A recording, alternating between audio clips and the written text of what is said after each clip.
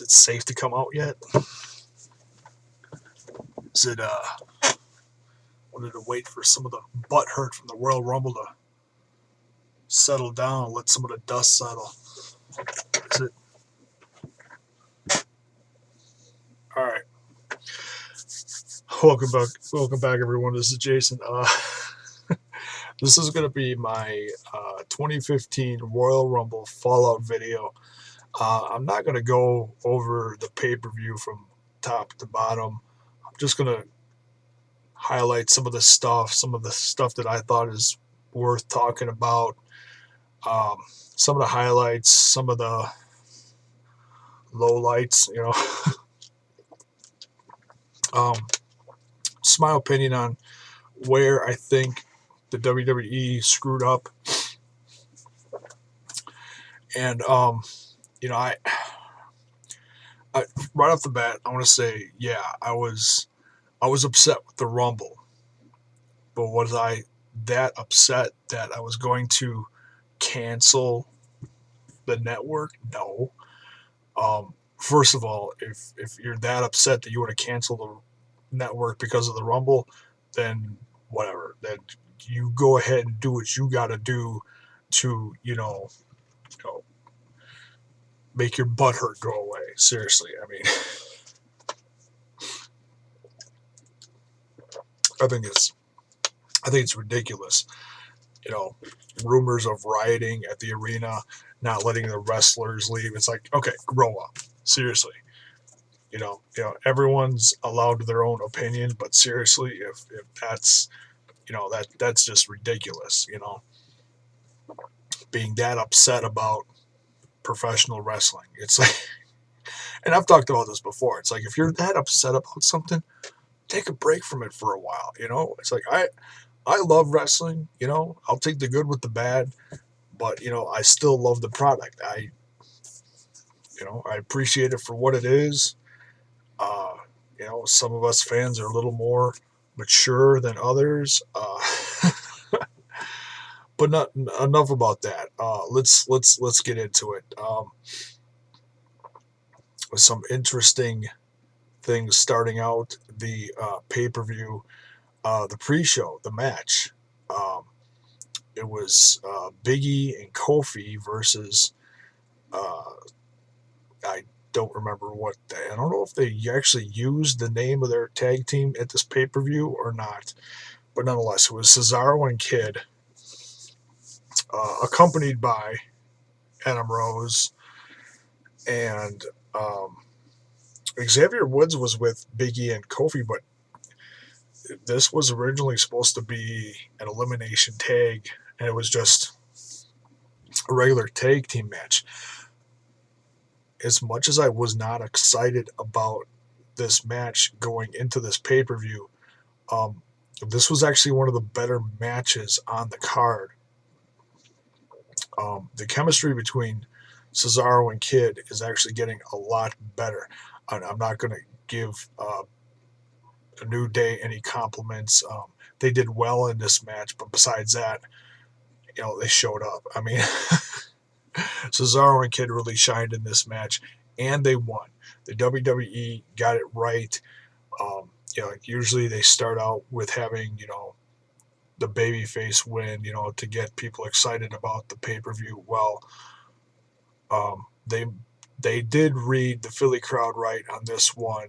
The Philly crowd did not want the New Day to win. Sincerely did not want the New Day to win.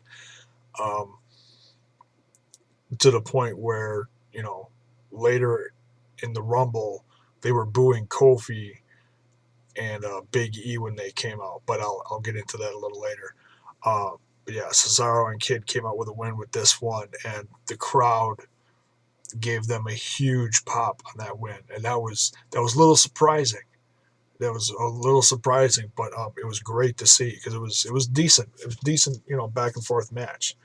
I'm not going to talk about the women's tag match. There's really nothing to say other than the Bellas win. I got my prediction wrong on that one.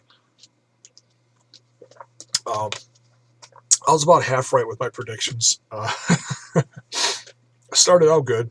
I was 3 for 3, and then it all went to crap. Uh, the tag team championship match,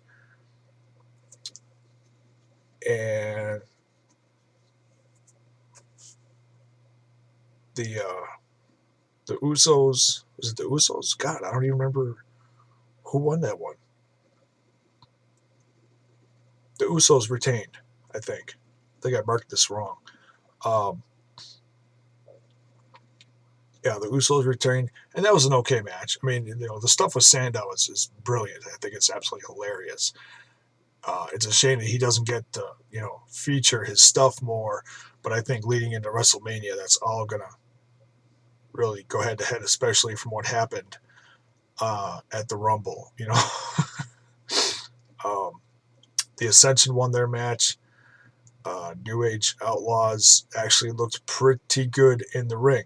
I would not say they carried this match, but for what they did in the ring, they did look decent. And the WWE once again got it right. The Ascension won. Um, going into the WWE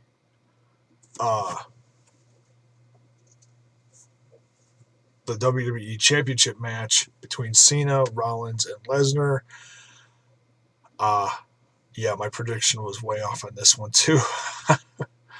This one was not easy to predict because you could really see any of the three guys winning. Honestly, you could see Rollins winning.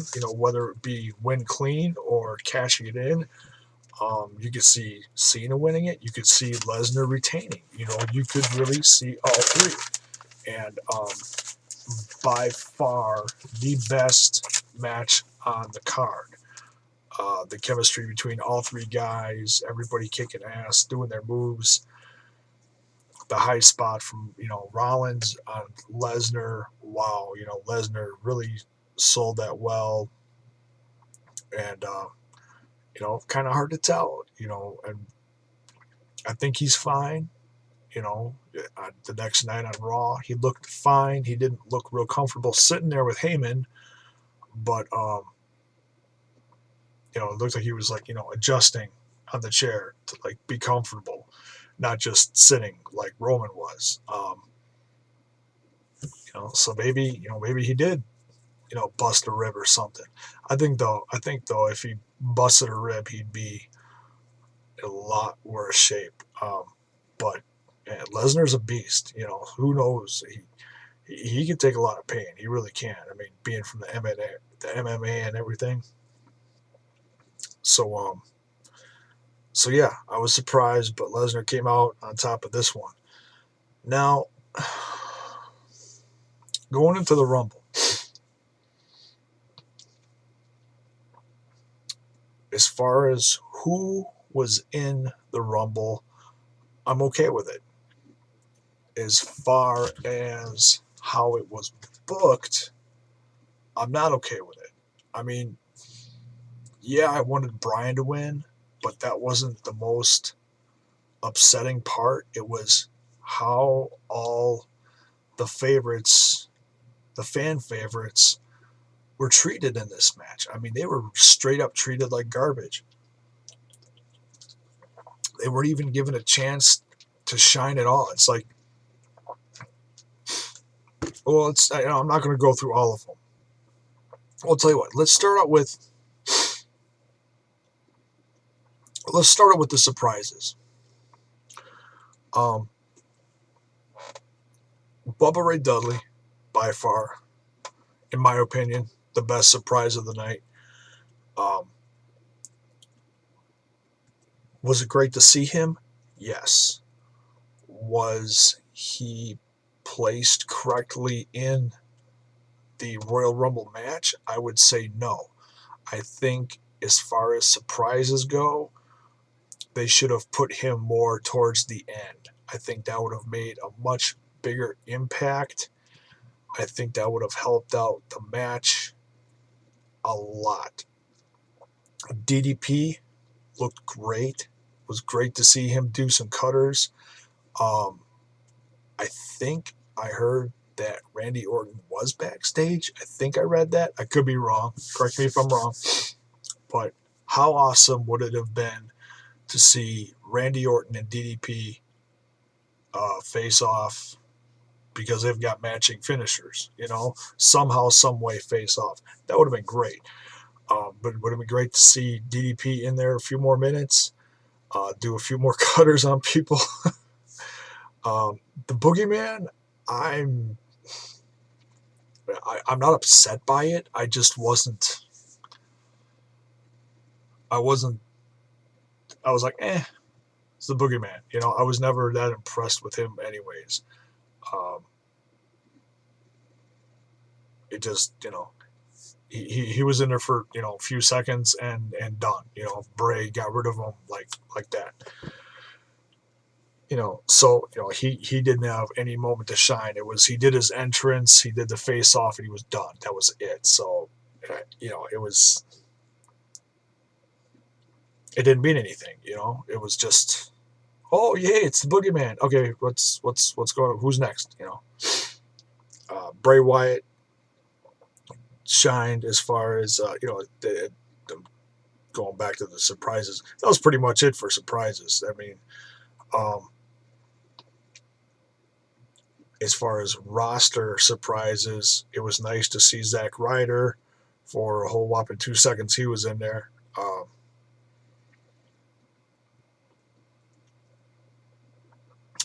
Who else? I'm looking through my list. I'm not seeing any other standout ones. All right, so how they booked it, as far as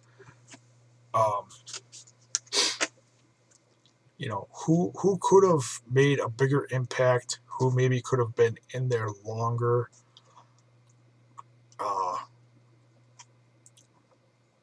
At least it would have been nice to see Bubba in there longer. It would have been nice for your former WWE champion Daniel Bryan to be in there longer than a whole whopping 10 minutes.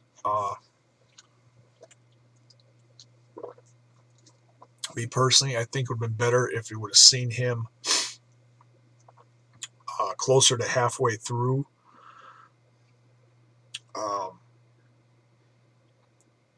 More of a face-off between him and Roman Reigns. I think that would have made a bigger impact. Because once Daniel Bryan was out, and I wasn't even halfway through it, even guys like Kofi, got booed. Good thing DDP was eliminated right before then, because who knows what kind of pop DDP would have even gotten. But there were no surprises. There were no really big things going on after Daniel Bryan got eliminated, with the exception of Ambrose. When Ambrose came out at number 25, he got a nice pop, which was probably one of the last big pops. But it's like, Roman Reigns coming out, he got booed. Because once Daniel Bryan was out, they knew what was going to happen. Well, I think most people assumed what was going to happen. Even Ziggler coming out at 30 had a couple standout moves, and then boom, just dumped. And it wasn't even the fact that some of these guys were eliminated. I was okay with Ambrose being eliminated. Yeah, I was okay. It was a little upsetting.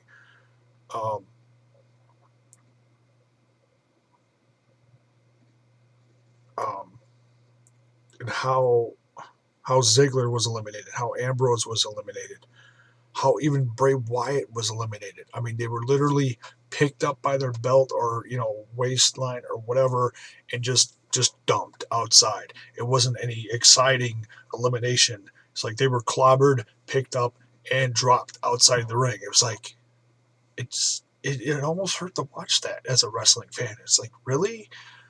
That's what your top guys get? They just get dumped outside the ring? No, like, big face-off and elimination over the top rope just dumped. I just I think that's what hurt the most. As far as a wrestling fan, seeing your favorites treated like that. They didn't have any big moment in the Royal Rumble other than Roman Reigns winning it. I was upset at first that Roman Reigns won it, but the more I thought about it, and then after watching Monday Night Raw and their interview, I'm okay with it now. I'm not ecstatic about it, but I'm okay with it. I think Roman Reigns and Lesnar can have a good match. Now, I'm hearing little things on the internet, some, little rumors, little rumbles about they might try to change the main event of WrestleMania. How? I don't know. I don't know how they're going to incorporate it. The rumor that I read is that they're going to try to put Ambrose and Rollins and Reigns all in a triple threat for the WWE title to headline WrestleMania. I think that's brilliant. I think it should happen. I don't know how they're going to make it happen. The night after on Monday Night Raw, you've seen Ambrose in his interview saying that he's got to make it to WrestleMania. I think that was cool to see. It kind of gave him a little build on what they're going to do with him as far as,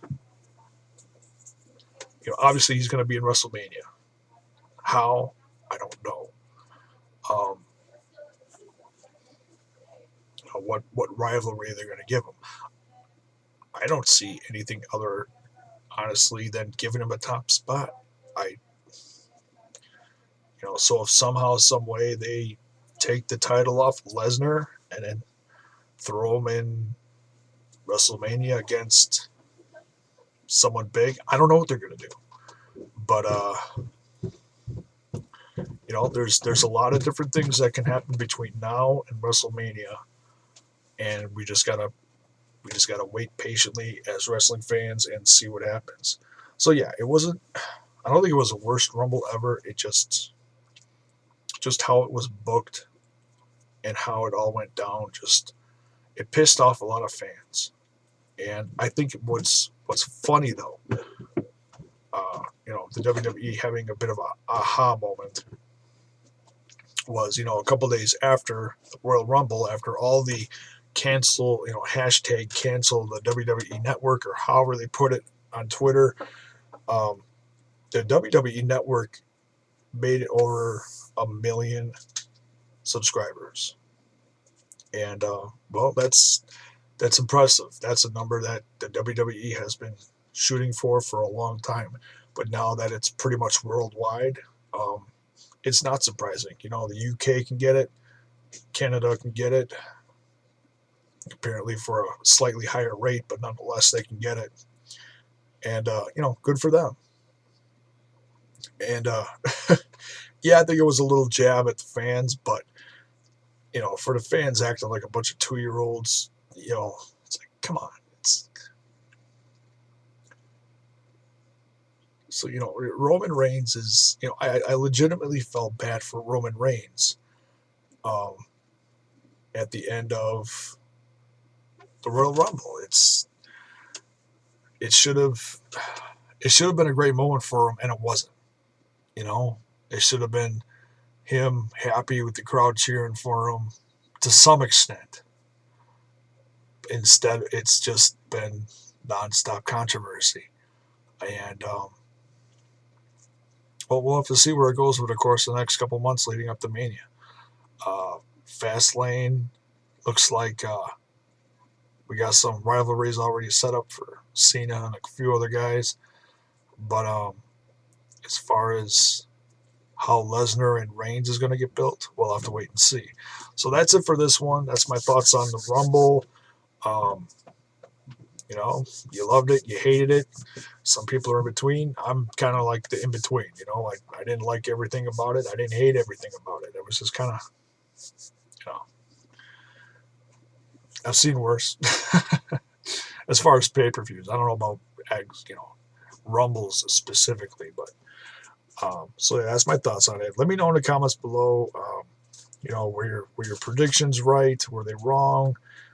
Did you like who won? Did you like the surprises? Did you hate it all together? Let me know in the comments below. All right. Thanks for watching.